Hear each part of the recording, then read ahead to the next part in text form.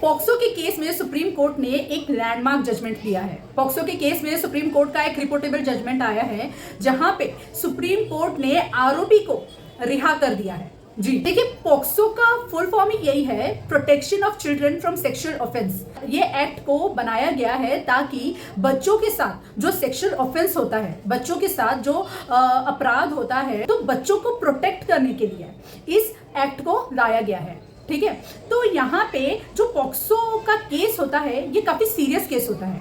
इसमें 20 साल की सजा है और ये सजा बढ़ भी सकती है। ऐसा एक केस आया है सुप्रीम कोर्ट के सामने, जहां पे सुप्रीम कोर्ट ने आरोपी को रिहा कर दिया है। तो ये पूरा केस क्या है, पहले ये समझ लेते हैं, इसका बैकग्राउंड क्या है। तो यहाँ पे 2018 की बात है। एक 14 साल की लड़की है, ठीक है, वो 14 साल की लड़की को एक 25 साल के लड़के के साथ प्यार हो गया और वो भाग भी गई अपने घर से। वो 14 साल की लड़की जो पढ़ाई करती थी, लेकिन वो उस 25 साल के लड़के के साथ रिलेशनशिप में आने के बाद वो अपना घर छोड़कर भाग गई और वो लड़के के साथ रहने लगी।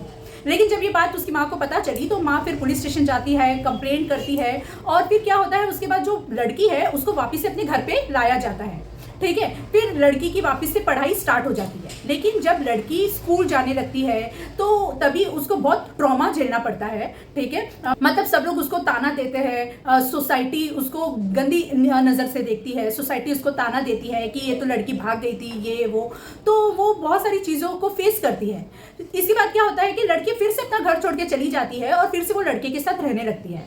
अब जब लड़की वो लड़के के साथ रहने लगती है तो लड़की और लड़के के बीच में सेक्सुअल फिजिकल रिलेशनशिप भी डेवलप हो जाता है। तो वो 14 साल की लड़की और 25 साल के लड़के के बीच में फिजिकल रिलेशनशिप बन जाता है। और इसके बाद क्या होता है कि लड़की प्रेग्नेंट हो जाती है। लड़की जो है वो शादी कर लेती है वो लड़के के साथ, और फिर जो लड़की है वो अच्छे से जीने लगती है वो लड़के के साथ, वो खुश रहती है। लेकिन इसके बाद वही होता है कि माँ पुलिस स्टेशन जाती है, माँ FIR करवा देती है लड़के के ऊपर और पुलिस जाती है, लड़के को अरेस्ट कर लेती है। अब इसके बाद जो मेन स्ट्रगल है लड़की का स्टार्ट हो जाता है। जब ये मैटर ट्रायल कोर्ट के पास चलता है तो ट्रायल कोर्ट ने लड़के को दोषी पाया और 20 साल तक की सजा सुना दिया।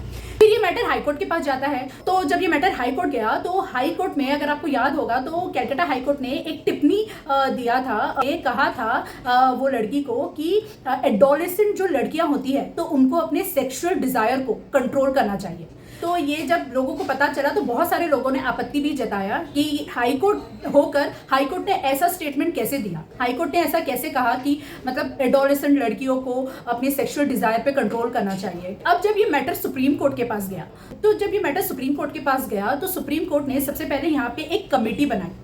सुप्रीम कोर्ट ने कमेटी से कहा कि कमेटी जो है वो ग्राउंड लेवल पर इन्वेस्टिगेट करे ये मैटर में, कि मैटर में क्या हुआ है, क्या रियलिटी है, ये सब इन्वेस्टिगेट करके सुप्रीम कोर्ट के सामने एक रिपोर्ट पेश करें।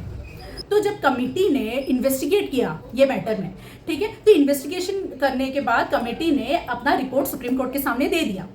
जब सुप्रीम कोर्ट के सामने रिपोर्ट आई तो सुप्रीम कोर्ट के सामने बहुत सारी सच्चाई आई। सुप्रीम कोर्ट को ये पता चला कि वो जो लड़की है वो अपनी जिंदगी में खुश थी।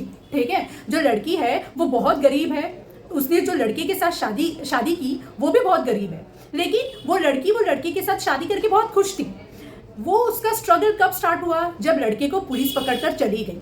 ठीक है, जब लड़के को पुलिस ने कस्टडी में ले लिया, जब उसके पति को सलाखों के पीछे भेज दिया गया, तब लड़की का जो स्ट्रगल स्टार्ट हो जाता है। लड़की ने बहुत कोशिश की अपने पति को बाहर निकालने के लिए। ठीक है, उसने बहुत सारे वकीलों को अप्रोच किया, उसने बहुत सारे पैसे खर्च किए, कभी कुछ पैसे उसने यहाँ दिए, पुलिस से वो मिलती है, वकीलों को पैसे देती है, 1,35,000 का उधार कर वो लड़की वकीलों को पैसे देती है ताकि उसका पति जो है वो बाहर आ जाए। और फिर बाद में सुप्रीम कोर्ट के सामने ये बात आई कि लड़की ने कितना अन्याय को झेला है, जो समाज है, ठीक है, और लड़की की खुद की फैमिली और लीगल सिस्टम, ये सब ने मिलकर लड़की के साथ ऑलरेडी अन्याय कर लिए हैं। ये सब ने मिलकर लड़की के साथ ऑलरेडी इनजस्टिस किया है। लड़की जो है वो ऑलरेडी बहुत कुछ फेस कर चुकी है। लड़की जो है, जो विक्टिम है, विक्टिम का खुद का परिवार उसका साथ नहीं दे रहा है। फिर ये मैटर होने के बाद विक्टिम को जो समाज का सामना करना पड़ा। ठीक है, समाज ने उसको बहुत टॉन्ट मारा, बहुत ताने मारे, उसको हरेस किया, मेंटली हरेस किया। तो लड़की जो है वहां से भी उसको बहुत ट्रॉमा मिला है। और फिर जब उसका पति सलाखों के पीछे चला गया तो फिर लीगल सिस्टम से भी उसको बहुत ट्रॉमा मिला है, ठीक है। उसने बहुत पैसे उधार लिए, गरीबी की हालत में भी उसने यहाँ वहाँ से पैसे अरेंज करके बस अपने पति को छुड़ाने के लिए उसने फाइनेंशियली स्ट्रगल भी बहुत किया। तो सुप्रीम कोर्ट ने यहाँ पे ये नोटिस किया कि जो विक्टिम है उसको ऑलरेडी बहुत ट्रॉमा से वो गुजर चुकी है, ठीक है। तो अब विक्टिम को और ज्यादा ट्रॉमा देना तो ये तो गलत होगा। विक्टिम को और ज्यादा ट्रॉमा नहीं दिया जा सकता है। जब भी पॉक्सो का केस चलता है तो जो आरोपी होता है, आरोपी को तो सजा मिलना तय है। ये बहुत ही सीरियस ऑफेंस होता है पॉक्सो का, और इसमें आरोपी को सजा मिलती ही मिलती है। आरोपी को कभी रिहा नहीं किया जाता है। अगर वो मुजरिम है, अगर उसका गुनाह साबित हो जाता है तो उसको सजा मिलती ही मिलती है। लेकिन यहाँ पे सुप्रीम कोर्ट ने आर्टिकल 142 का इस्तेमाल कर यहाँ पे सुप्रीम कोर्ट ने अपना एक अलग जजमेंट दिया।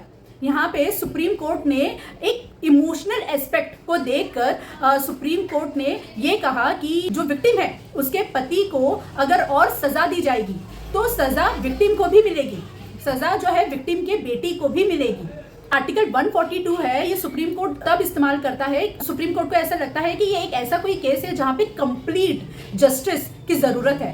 यही सब ऑब्जर्व करते हुए सुप्रीम कोर्ट ने विक्टिम के पति को बाइज्जत बरी कर दिया। सुप्रीम कोर्ट ने विक्टिम के पति को एक्विट कर दिया। हालांकि ये जो पॉक्सो केस है ये काफी सीरियस होता है, इसमें सजा भी बहुत है। अगर कोई व्यक्ति जो है किसी लड़की के साथ सेक्सुअल इंटरकोर्स करता है, वो लड़की की एज 18 साल से कम है, तो भले ही वो लड़की कंसेंट दे देवे कि जो भी हुआ है उसकी मर्जी से हुआ है, लेकिन उसके कंसेंट का कोई मायने नहीं रखता है, उसके कंसेंट की कोई इंपॉर्टेंस नहीं है क्योंकि वो माइनर है।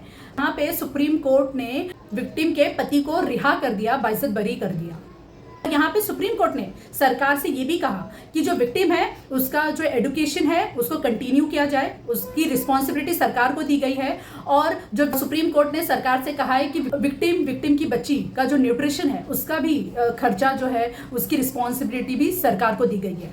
लेकिन यहाँ पे एक बात ये ध्यान में रखनी है कि जो पॉक्सो के केसेस होते हैं, और इनफैक्ट सभी केसेस जो होते हैं वो डिफरेंट होते हैं। हर एक के फैक्ट्स अलग होते हैं, सिचुएशन अलग होती है, सर्कमस्टांस अलग होते हैं। तो यहाँ पे ऐसा नहीं है कि ये जो जजमेंट है ये हर एक केस में एप्लीकेबल होगा, ठीक है। ऐसा तो नहीं हो सकता है कि कोई व्यक्ति किसी लड़की का रेप कर देवे और फिर सजा से बचने के लिए उससे शादी कर लेवे तो ये जो जजमेंट है ये उस पर्सन को काम आएगा। तो ऐसा नहीं होगा क्योंकि हर केसेस डिफरेंट होते हैं। इस केस का सर्कमस्टांस अलग था, इस केस के फैक्ट्स अलग थे, इस केस में ये जजमेंट दिया गया है, लेकिन ये जजमेंट हर एक केस में एप्लीकेबल नहीं होगा।